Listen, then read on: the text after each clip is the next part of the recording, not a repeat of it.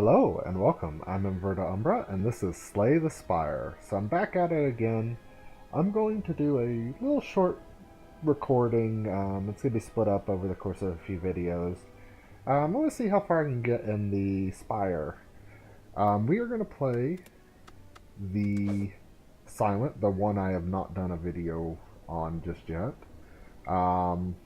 The videos may not always end in a boss.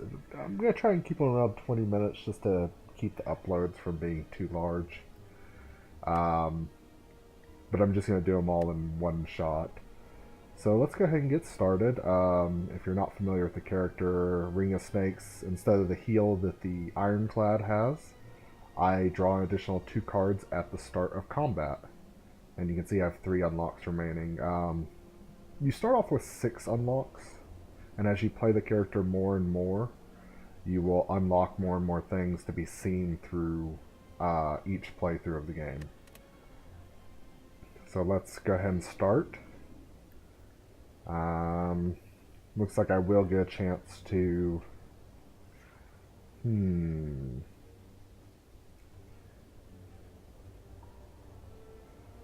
I'm going to choose to receive a common relic. I find relics can really change up how the game flows. Though Bag of Marbles not really... not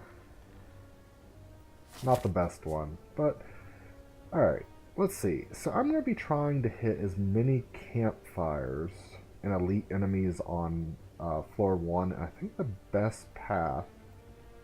Let's see...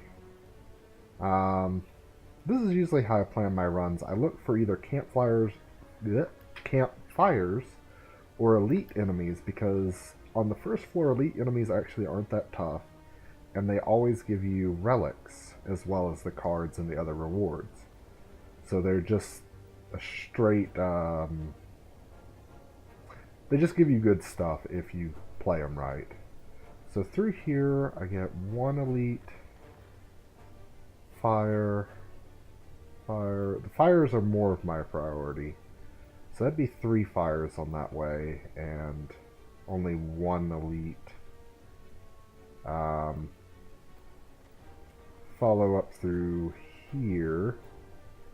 So 1, 2... looks like 3 might be the best that I can get. And doesn't look like I can really... well... yeah, it doesn't look like I can really get that many elites out of it. So what I'm going to do is I'm going to also go for the check marks down this way. Or I could go... is there a shop later? I don't really need one. And these question marks. Let's go for this one. So, even when I quick play, I kind of at least take a quick glance at that and figure out what my path is going to be, usually along those lines. This is a great first enemy because we can just wail on him to begin with without worry. And it is kind of nice, he has that vulnerable turn 1, so we were able to bring him down really low. Oh, and I should have played that 0 cost card. Alright, so he's going to do 6 damage, easy enough. Throw out 2 blockers, do a little bit of damage.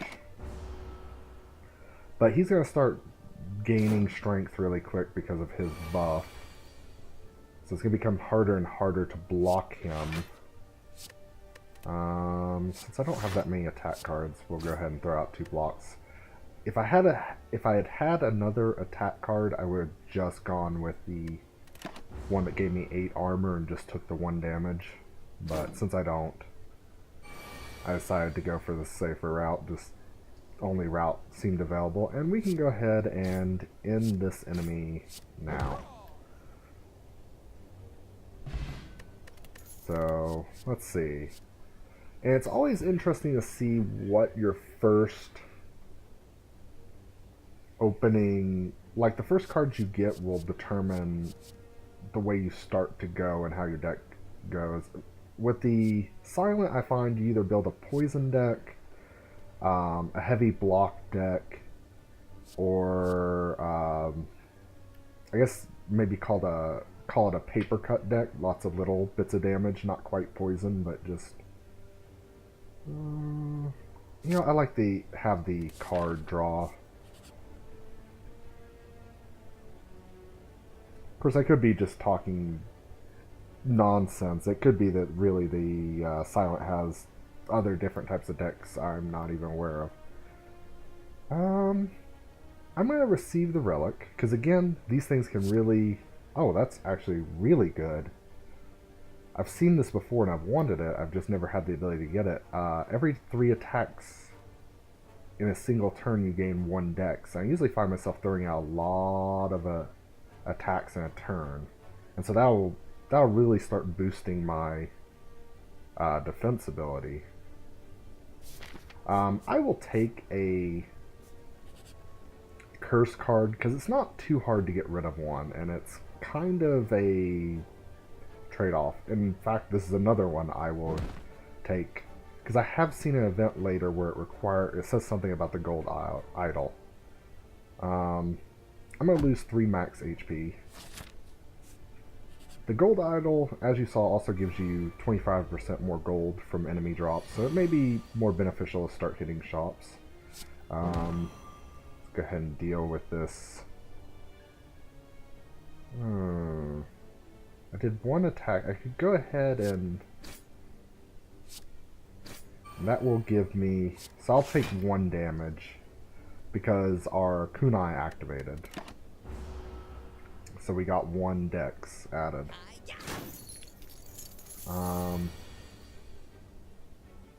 And since that's it looks like it is a permanent thing, at least for the duration of combat.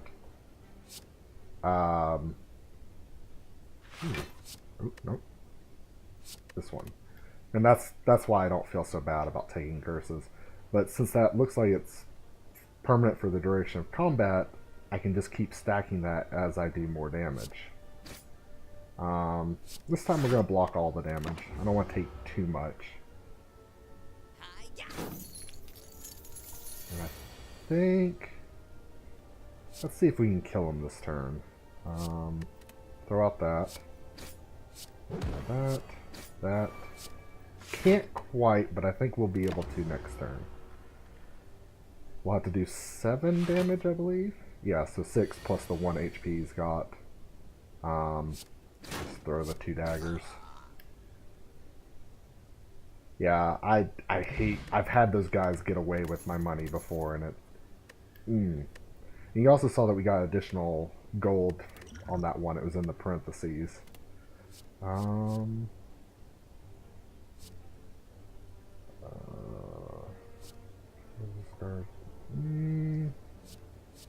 this is one you just like to have sit in your hand, but I kind of feel while, you know, that extra damage is nice, I usually run through my cards a little faster. And this one, if the other choice hadn't been dodge and roll, I might have taken this, but I like the fact that this reoccurs over the next turn to give you more defense or more armor. So we're going through it pretty quickly. Let's go ahead and upgrade a card. Let's see. I don't have anything super outrageous. Actually, a lot of what's doing us the most is our relics. I think I'm going to upgrade my prepared. Just so I have that additional play. I think I determined there's no way to get a better deal with this, but that's 2 fires right there, and then there's a 3rd with 2 additional question marks. You know, I think I'm actually going to go this way instead of facing that elite first. And we're going to go ahead and upgrade our dodge and roll to have even more block available. Let's go up and deal with this elite enemy. So this enemy I am very familiar with. Really poison cuts through this enemy fairly quick if you got a deck stacked against it when you come to face it, but let's go ahead and play this. I shouldn't need defense at the moment. go ahead. We're going to wake him up. Deal the damage. Get the 1 dex. Oh. And, next turn, hopefully we'll get enough dodge cards, or defense cards to be able to take his attack. That's gonna hurt. We do have a potion.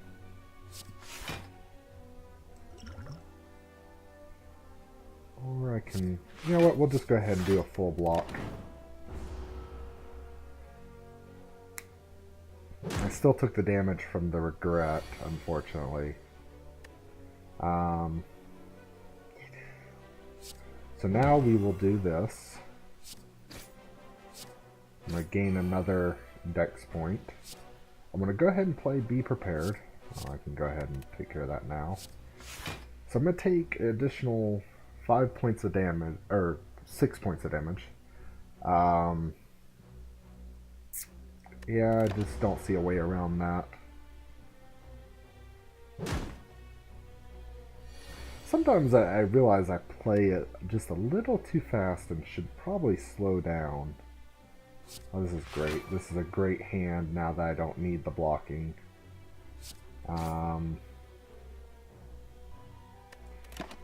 Doesn't really do anything for me either way. Strength down though. But he also knocked my dexterity down. But I still have a point there. Let's see what we draw. You know what?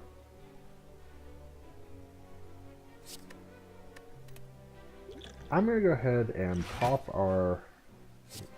that. Maybe I should have done that in the opposite order. Oh no. Did dexterity... That's by cards, so dexterity didn't do anything with that. So for every additional point of dex we have, it's going to make it much easier to get to a point where we can defend. So like that, we don't have to worry about taking any damage from him, we just have to take the 1 damage from regret.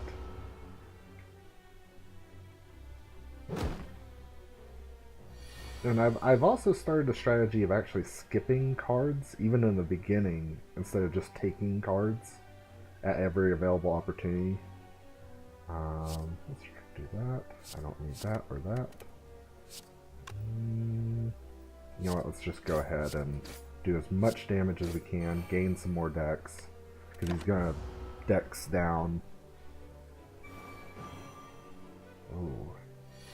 The strength down, though, is really starting to hurt.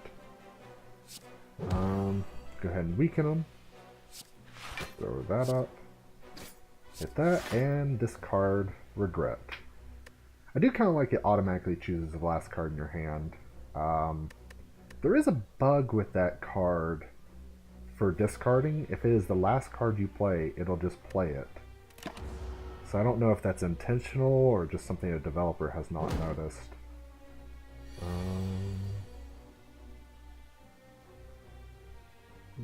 Again, regret.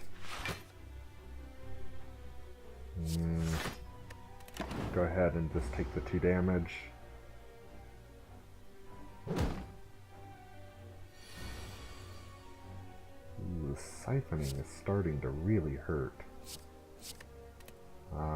But we can get an additional dex to counteract what we're about to lose. But that strength going down, it's going to get to a point where I'm only doing 1 with every one of my attacks. Throw that out. Throw that out. And so we'll have a little bit of extra armor next turn.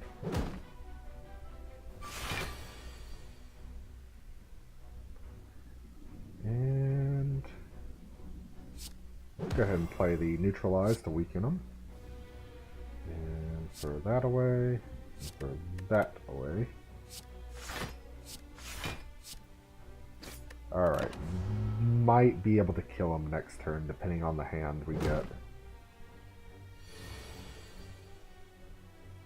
I don't think I've ever had this much trouble against this particular elite enemy.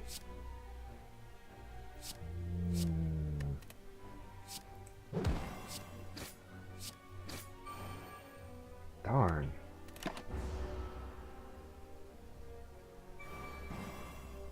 -4. So I think my base attacks do 6? Yeah, so only doing 2 damage each. Oh. I think the only thing that's keeping me alive is the fact that I've been bolstering the decks and getting additional armor from that.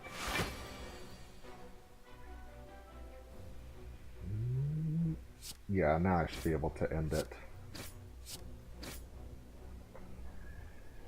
Like I said, usually when I'm playing this character, I wind up with a poison deck or something else that I can deal with him rather quickly. Whenever you rest, you may add a card to your deck. I rarely rest, so that's not that great. So I'm getting this extra +7 gold. And then normally I take this card, but since our deck is already stacking a different direction, I think I want to take this one for the better draw and having access to more cards.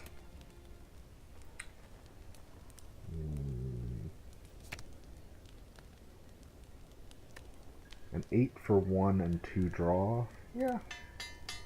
Better defense. And see what kind of relic we get here. So some gold. Actually, that really synergizes with our kunai. I guess they also have a similar aesthetic. 4 block. Yeah, actually that's...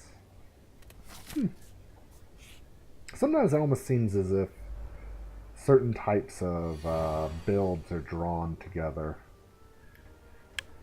Let's throw a neutralize on them. Do a dodge and roll. And do 2 attacks, so we gain 4 block and 1 dex.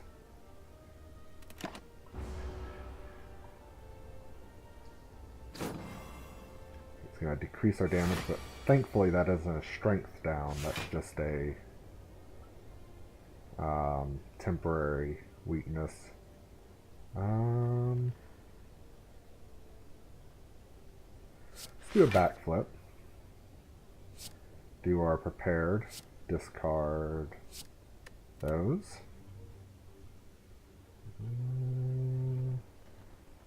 Doesn't really matter, I could discard either one.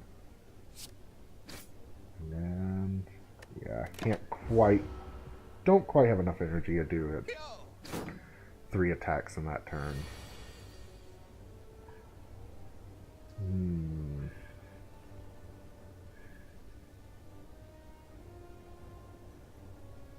nothing to draw with either. So let's prepare for next turn. Go ahead and deal damage and just end it. I could add more defense, but it's not going to really help anything. Go ahead and gain that 9 block to deal with that. Do a neutralize.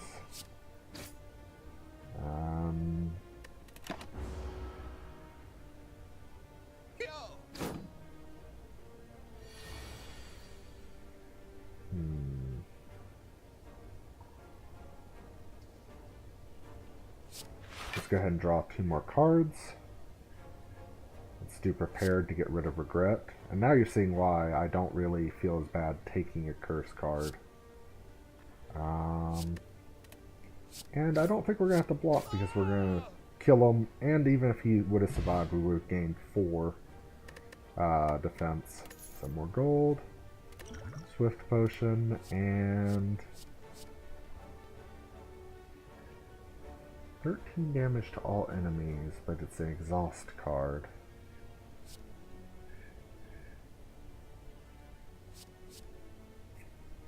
I think a freebie block is a good idea.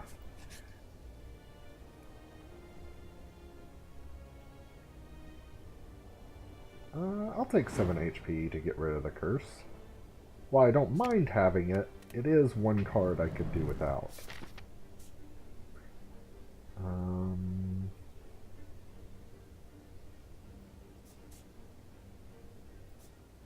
Actually, no. I just now realized I can get 4 campfires because I didn't look at those last 2.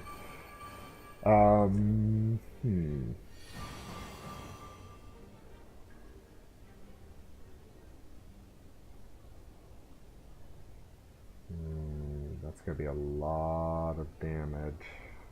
Let's go ahead and throw up our 4 free. I only have 2 attacks. Or let's go ahead and play our backflip to draw 2 more cards.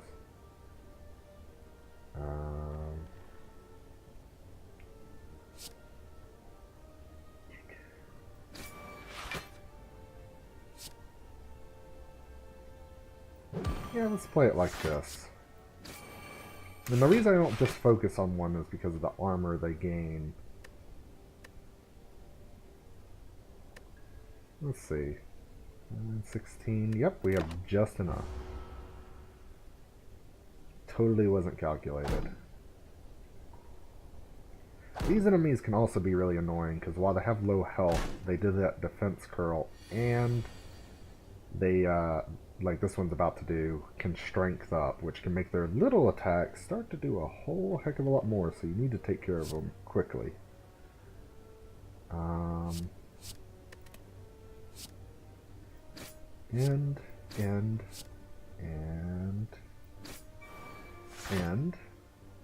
So I'm going to take 2 damage.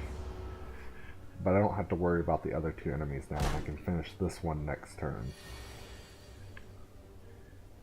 And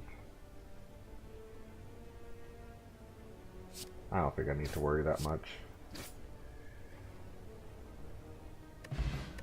Let's see, 2 strength. I could, yeah. Sometimes I kind of forget to use potions, but I've tried to get better about liberally using them when I get into a tough spot.